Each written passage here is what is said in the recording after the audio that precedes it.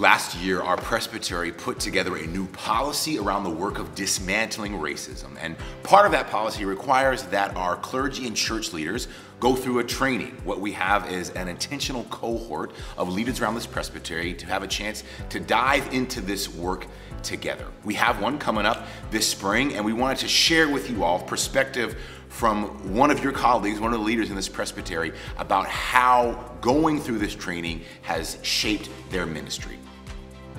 Scott, glad we've got a chance to sit down. I'm excited to hear from you about how your experience going through this cohort has helped shape your ministry.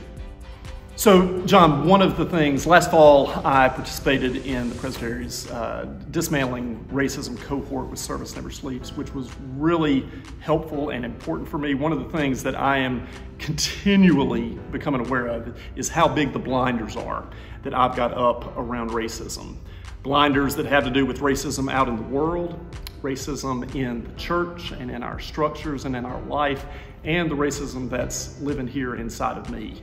This is work that I'm gonna be doing for the rest of my life. It's a journey that I'm gonna be on for the rest of my life. And one of the things that the training helped me to become more aware of, I think, and to understand is that this work is not just about trying to be politically correct. This work is about following Jesus more deeply.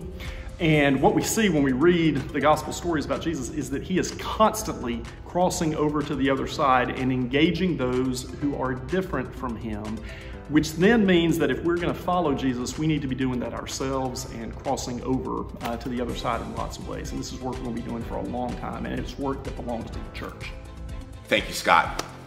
Yes, good gospel work for all of us in the church to dive into. You can find out more about this next round of trainings as well as the other ones we are offering throughout this year on our website.